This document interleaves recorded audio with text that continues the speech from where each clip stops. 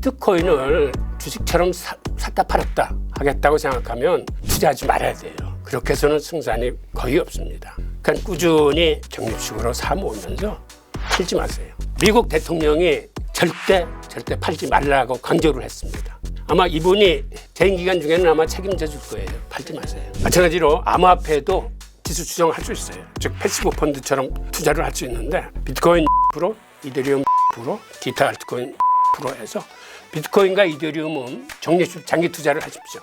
그리고 알트코인은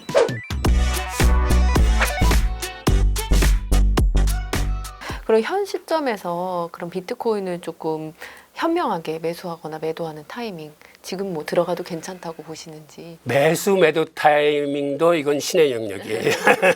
그런데 저는 이렇게 말씀드리고 싶어요. 비트코인은 가격을 보고 투자하는 게 아니라 이거는 한마디로 비트코인의 철학과 사상, 그 진정한 가치에 동의를 한다면 이거는 가치 투자해야 될 대상입니다. 그래서 비트코인을 주식처럼 샀다 팔았다 하겠다고 생각하면 그거는 투자하지 말아야 돼요. 그렇게 해서는 승산이 거의 없습니다. 그러니까 제가 말씀드리고 싶은 거는 여러분들이 비트코인의 가치에 대한 확신을 얻기 위해서 공부를 좀 하시고 여러 책들을 좀 읽어보고 그 철학과 사상에 동의를 한다면 가격 투자를 하지 마시고 가치 투자를 하십시오. 그리고 투자 방법은 적립식 장기 투자를 하세요. 그러니까 꾸준히 매월 매주 적립식으로 사 모으면서 팔지 마세요. 팔지 마세요라는 얘기는 제 얘기가 아니라 지금 여기 그림에서 보이는 미국 대통령이 저번 스피치에서 절대 팔지 말라고 강조를 했습니다. 아마 이분이 재임 기간 중에는 아마 책임져 줄 거예요. 팔지 마세요. 예. 비트코인은 금의 시총도 넘어설 자산으로 보고 계세요? 예, 저는 그렇다고 가능합니다. 많은 분들이 의아하실 텐데 표에서 보시는 바와 같처럼 금의 시총이 비트코인 시총의 딱 10배입니다. 그러니까 10배나 큰 시장이에요. 그럼에도 불구하고 이게 가능하다고 보는 게 많은 전문가들이 예를 들어서 마이크 셀러 같은 경우는 앞으로 20년 후에 비트코인 개당 가격이 1,300만 달러에 이를 것이라고 전망을 했습니다. 이게 한 연 평균 한 30% 정도 오르면 이렇게 된다고 그래요.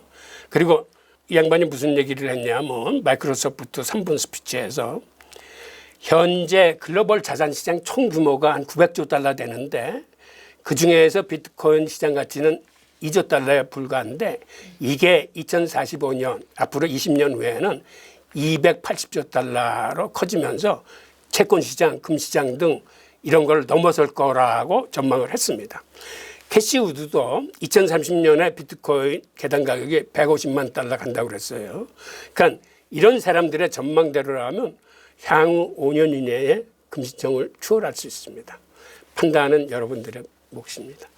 이번 비트코인 반감기에는 기존 공식이 이제 깨졌다 이런 얘기가 많았는데 향후에는 그럼 좀 원래 공식대로 움직일까요? 어떨까요? 제 개인 견해는 사실 비트코인 반감기에 큰 기대를 하지 않습니다. 왜 그러냐면 이미 채굴이 95% 이상 끝나가지고 이제는 공급 물량 자체가 굉장히 적습니다. 그래서 이런 것 때문에 시장이 옛날처럼 그렇게 크게 폭등할 것 같지는 않고 다만 기대 심리라는 건 있어요. 과거에 이러한 루트를 밟았기 때문에 많은 사람들이 이번에도 그러한 루트를 밟지 않겠느냐라고 생각하면서 올라갈 수 있어요. 이거를 사실 주식시장에서는 조지소로서는 재기성 이론이라고 해서 발표하고 이걸로 돈을 많이 벌었습니다. 재기성이라는 건 뭐냐면 내가 확신을 갖고 투자를 하지만 내 확신이 틀려서 시장의 움직임이 있을 적에는 시장과 교류하면서 나의 확신을 바꿔나가야 된다는 이론이에요. 그러니까 저는 이렇게 생각하지만 시장의 기대 심리로 인해서 이렇게 이루어진다면 빨리 내가 갖고 있는 기준치 같은 걸 바꿔내야 되겠죠. 이것도 선택은 여러분들의 몫입니다. 비트코인을 좀 직접 투자하는 게 부담스러운 분들은 이제 관련 뭐 ETF나 해서 이제 간접 투자를 좀 생각을 하는데 직접 투자와 간접 투자의 장단점 무엇이라고 생각하실까요?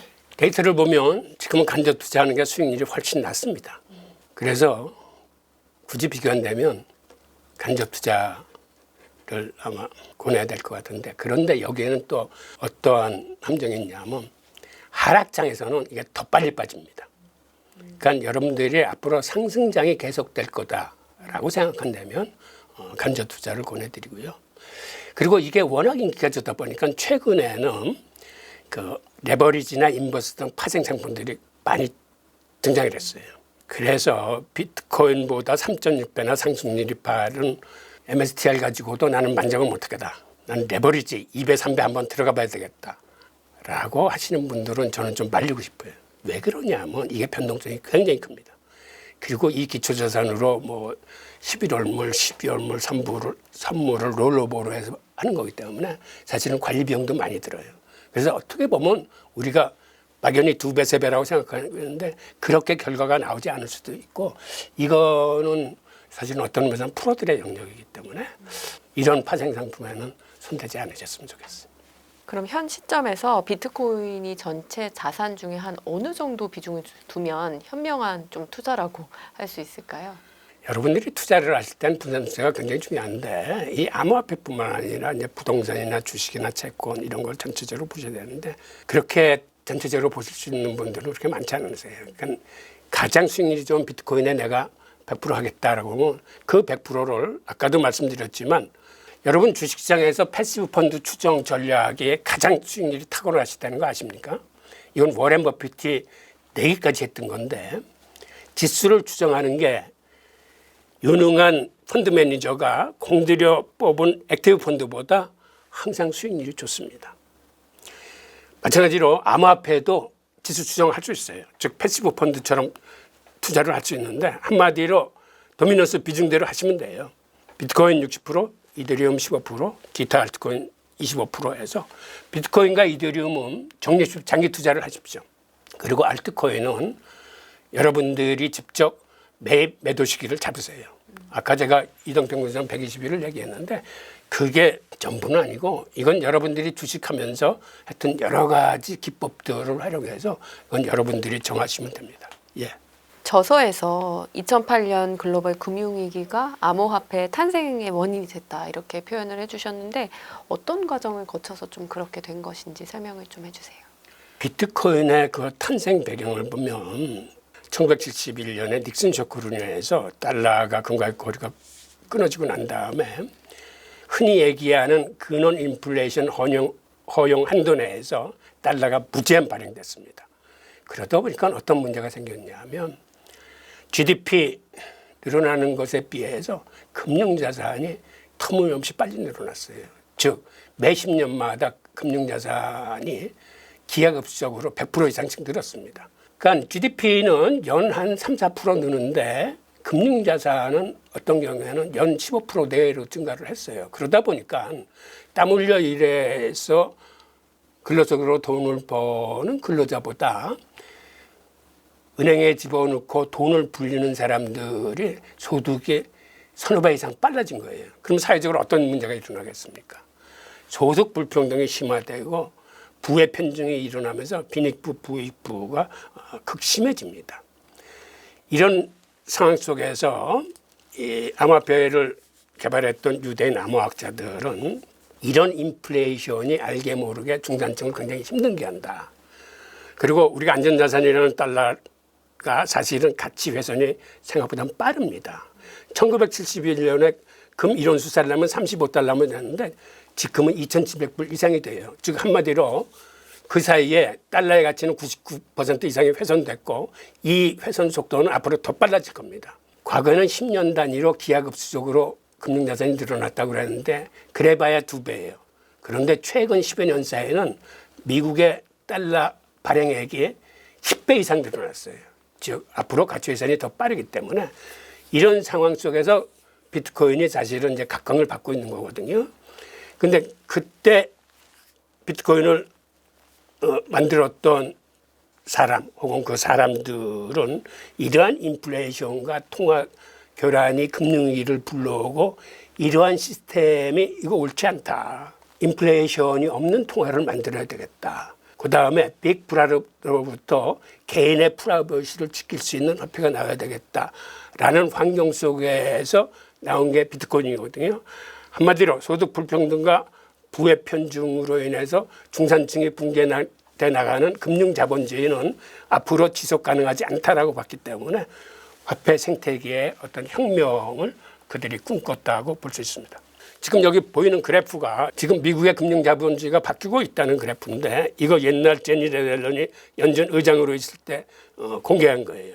여기에 보면 소득 점유율이 늘어나는 계층은 그래프에서 보다시피 상위 1%뿐이 없어요. 차상위 9%는 현상 유지하고 있고 나머지 국민 90%는 소득 점유율이 점점 줄어들고 있습니다. 한마디로 중산층의 붕괴돼서 점점 하류화되는 걸 의미하고 이 자료를 발표한 다음에 제니 옐런은 이런 얘기를 했어요. 미국의 소득 불평등이 100년 만에 최악의 수준이다. 미국이란 나라가 기회의 땅 만날에는 이런 자조적인 얘기를 포럼에서 합니다. 그런데 이게 왜 중요한 사항이냐면 상위 10%가 전체 소득의 절반을 가져가는 현상은 한마디로 우리가 10명이 사는 사회를 가정했을 때 돈 잘 버는 한 사람이 나머지 9사람보다 돈을 더 많이 버는 겁니다.